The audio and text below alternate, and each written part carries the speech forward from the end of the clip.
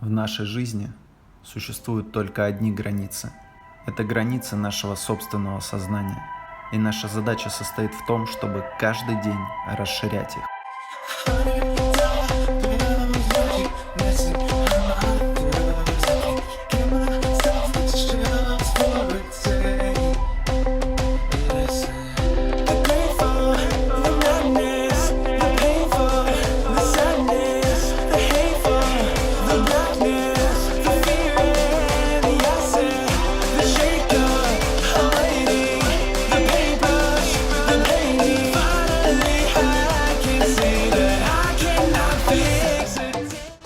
Всем привет, друзья! С вами Олег Карнаух и проект Smart Business. Это новый выпуск с острова Бали, и в этом видео я поделюсь своими рецептами создания жизни мечты, немного покажу, как мы зимуем здесь на острове. Я думаю, будет интересно. Давайте начинать!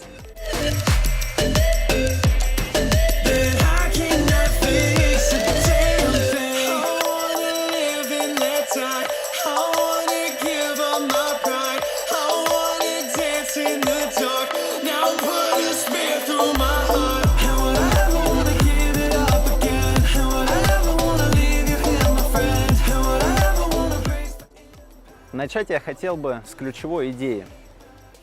Я убежден, что абсолютно каждый человек может прийти к жизни своей мечты. Но для этого важно усвоить одну ключевую концепцию.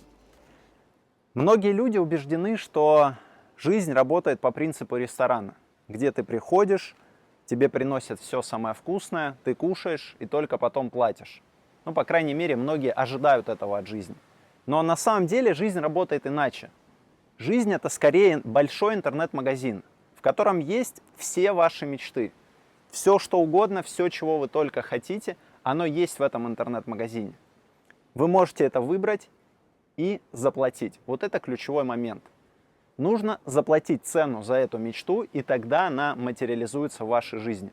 Когда вы за нее платите, тогда она появляется. Не наоборот. Вы не можете сначала получить это, потом заплатить. Когда вы поймете эту глубинную мысль, ваша жизнь изменится.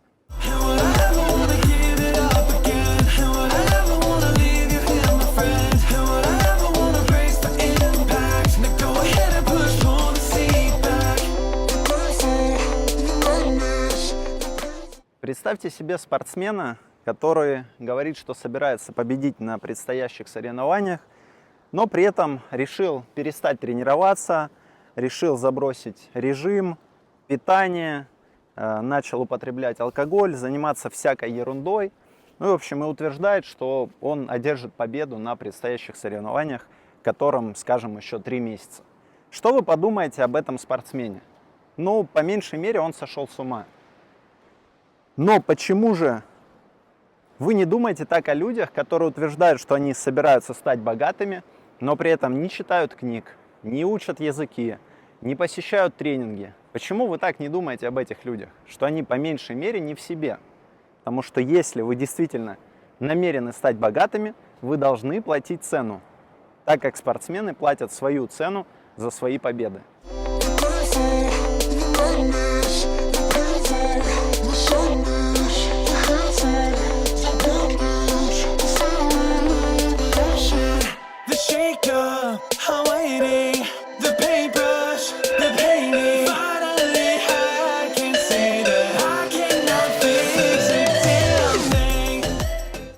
Решил немного подработать на Uber. Давайте проведу вам небольшую экскурсию по нашему жилищу. Пойдем.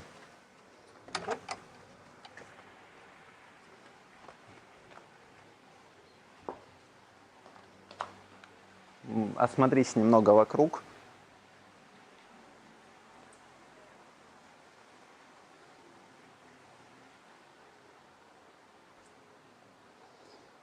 Итак, вилла состоит из 2 частей.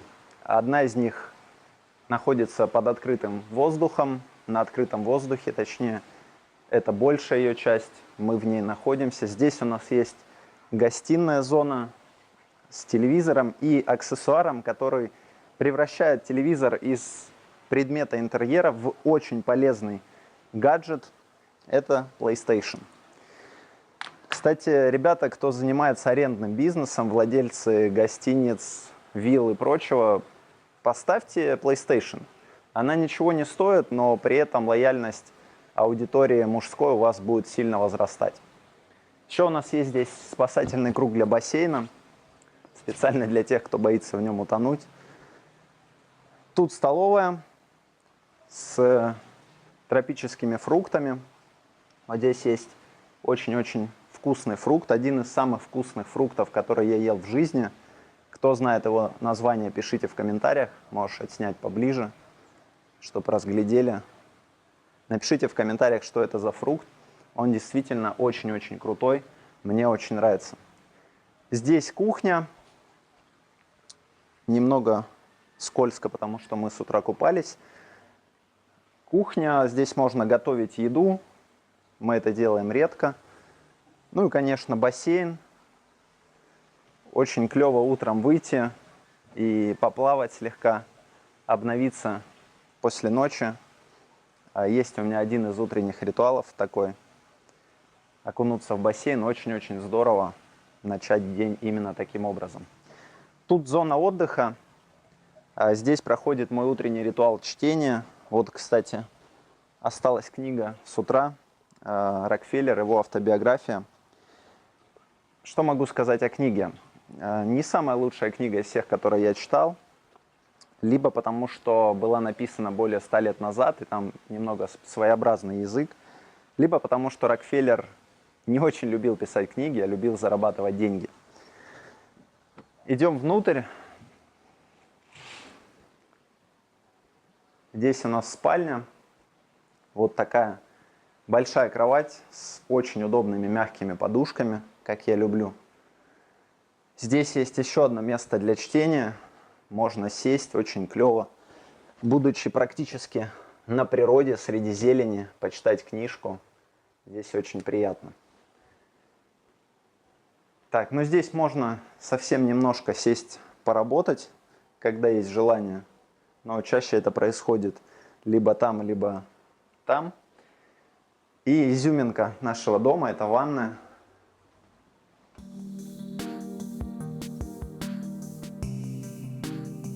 Вот настоящее место для релакса. Можно релаксировать несколько часов и даже не заметить, как они пролетят. Чувствуешь себя, словно ты посреди джунглей принимаешь ванну. Очень прикольно. Здесь у нас есть душ с зеркалом. Вот, ничего необычного. Здесь туалет. Вот туалет, кстати, с телефоном. А вот он и звонит. Сейчас, секунду. Алло. Вот, можно даже поговорить по телефону прямо из туалета. Не знаю, насколько это полезная функция, но так совпало, что я даже поговорил. Но большую часть времени мы проводим здесь. Можно почувствовать себя ближе к природе. Здесь чувствуется пространство. И в этом на самом деле есть большое преимущество, когда ты можешь проводить время, будучи как бы дома, но при этом среди зелени, с бассейном, на воздухе. Это очень-очень приятно. Ну вот, примерно так мы зимуем на Бали. Как же начать платить цену и ускорить себя на пути к целям? Я дам вам 5 шагов, которые послужат действительно трамплином к вашим мечтам. Я рекомендую записать их, внедрить в свою жизнь, и тогда вы начнете двигаться очень быстро к вашим мечтам. Первый, самый важный шаг – возьмите ответственность. Первое, что нужно сделать, это взять ответственность. Я очень часто об этом говорю, но очень мало людей на самом деле понимают концепцию ответственности и используют ее в своей жизни. Существует два типа людей. Это жертвы и авторы. И они очень сильно отличаются по своей природе. Жертвы всегда ссылаются на обстоятельства. Они всегда винят кого-то другого, правительство, соседей, неудачное время, о том, что у них что-то не так с кармой или что-то еще. Они всегда на кого-то ссылаются. Авторы всегда понимают, что они тотально ответственны за все, что с ними происходит, за всю их жизнь. И в этом ключевое отличие. Как только вы выберете, сделаете сознательный выбор, который есть у каждого человека, быть автором либо жертвой, в этот момент вы сделаете колоссальный шаг, вы просто переступите через пропасть между невежеством и маршрутом, который приведет вас к вашим целям, к вашей жизни мечты. Я постараюсь сейчас на примере объяснить, в чем отличие жертв и авторов. Представьте себе двух людей, которые промокли под дождем. Жертва сразу же начнет винить погоду, Бога, не знаю, Вселенную, свою невезучесть в том, что это произошло, она промочилась, испортила одежду, у нее вообще весь день испортился, настроение упало и так далее. Автор же, он всегда исходит из того, что ответственность за все, что с ним происходит, это его ответственность. Он поймет, что это его была ответственность посмотреть там прогноз погоды, взять с собой зонт или что-то еще. Но в целом он не будет придавать большого значения этим событиям, потому что у него хватает мозгов не растрачивать свою энергию по пустякам.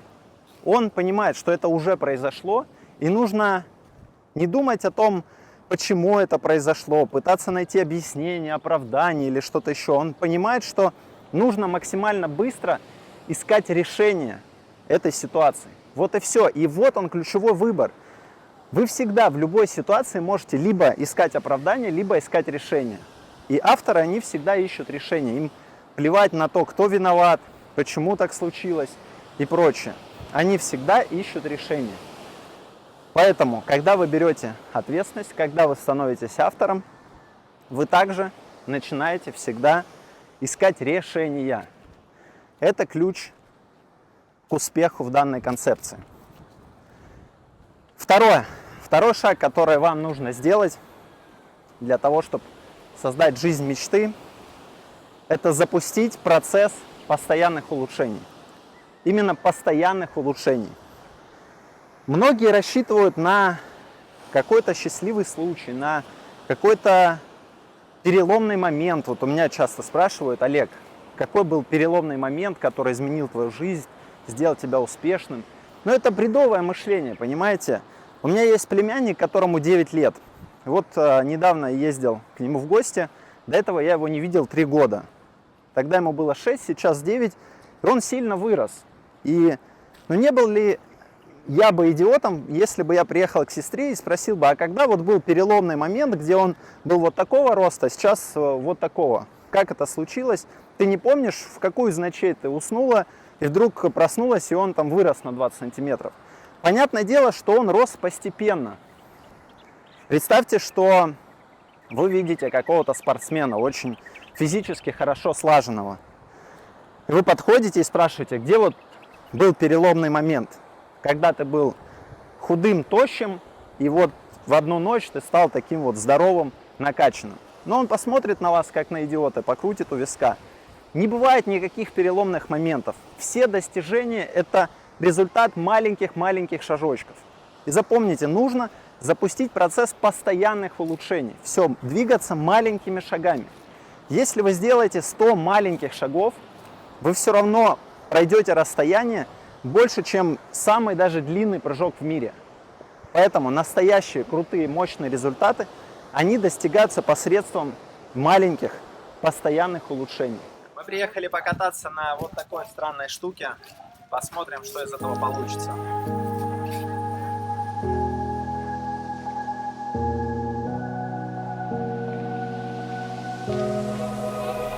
Run free and dive into the sky. Hear the wind crying out its prayer. Why are we so ashamed to be alive? Break the chains and our freedom's ours to take.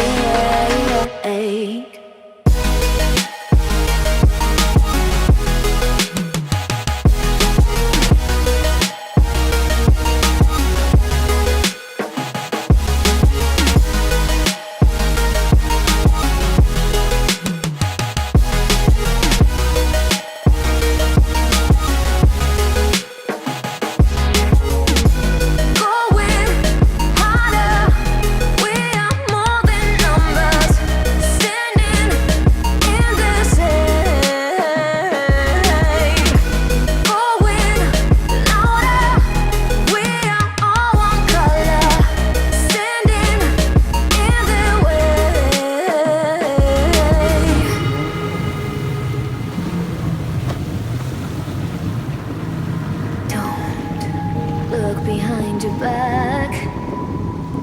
Chase a light when the world is getting darker. I have a dream, your love's the only side. So take my hand, join the army of the shadows. Going harder, we are more than numbers. Standing in the shade. Going louder, we are all one color. Standing in the way. Очень прикольно, когда эта штука уходит под воду и на поворотах. Но хотелось бы, чтобы она была немного помягче. И внутри очень жарко, я весь мокрый. В целом, новый опыт, новые ощущения, интересно. Итак, надеюсь, второй шаг понятен.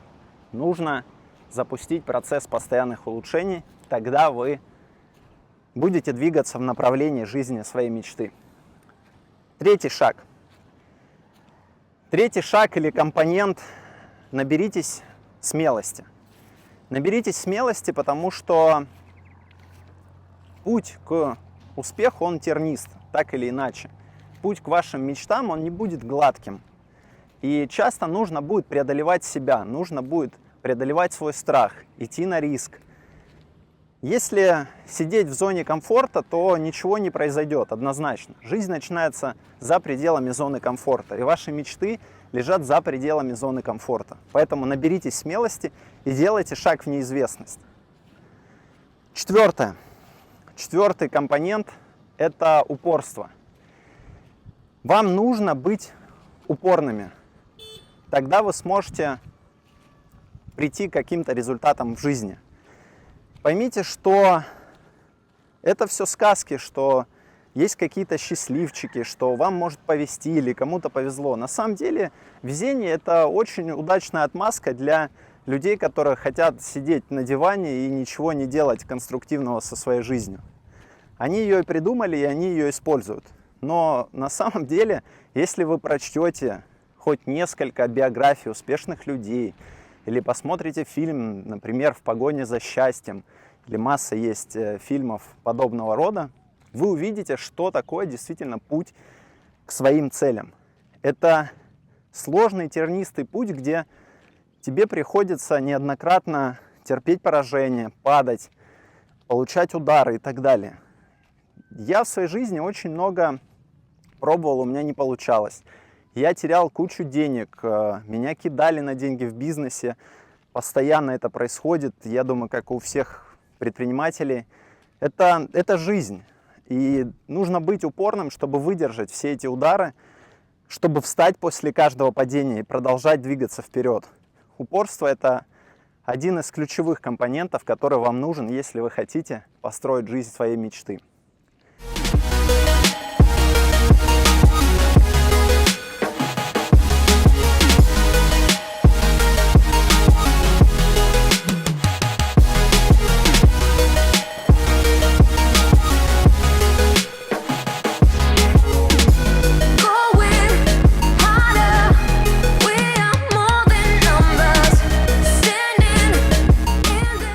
Пятое. Будьте вкладом в людей. Старайтесь быть вкладом в людей. Сейчас, скорее всего, вами движет жажда получения. Вы хотите каких-то материальных вещей, материальных благ, дом, машина, путешествия. Это нормально. Но важно понять, что получить все это вы можете только отдавая людям все свои таланты, выкладываясь на 100%, реализуя свой потенциал в пользу человечества. Только отдавая людям свои силы, вы можете получить все эти материальные блага, которые вы хотите получить. Это очень-очень важный момент. Так устроена Вселенная, что чтобы получить свои мечты, вы должны много полезного сделать для людей. Просто делайте то, что вы делаете сейчас, максимально вкладывая в это душу. Если вы печете пироги и кормите людей пирогами, вкладывайте душу в пироги. Если у вас парикмахерская, вы подстригаете людей, Вкладывайте душу в то, что вы делаете, в атмосферу, в то, чтобы выслушать человека, в то, чтобы сделать для него максимально качественно вашу услугу, чтобы ему понравилось и так далее. Просто в своем деле старайтесь вкладывать душу и максимально служить людям. Только так вы сможете построить жизнь мечты. Люди, которые выходят на определенный уровень развития, определенный уровень достатка, они очень хорошо уже это понимают, и деньги для них не становятся главной целью. Но на определенном более низком этапе развития, понятное дело, что для человека деньги играют более важную роль, потому что он хочет утолить свои базовые какие-то потребности, мечты, он хочет комфорта и так далее. Это нормально. Но когда вы придете к какому-то уровню, мне кажется, что уже с 10-20 тысяч долларов в месяц можно нормально жить в любой точке мира, абсолютно комфортно. И тогда у тебя начинают открываться какие-то новые горизонты, новые мысли. Ты хочешь понять, а для чего это все и так далее. И тогда тебе начинает хотеться оставить след во Вселенной. Поэтому изначально поймите, что жизнь мечты связана со служением человечеству, с реализацией своего потенциала. И старайтесь это делать, тогда вы изначально будете двигаться по правильному пути. А деньги, материальные блага, все это обязательно будет как следствие качественного служения людям. На этом все. Я заканчиваю данное размышление. Желаю вам успехов, всего наилучшего, с намерением быть вам полезным. Олег Карнаух, проект Smart Business. Пока.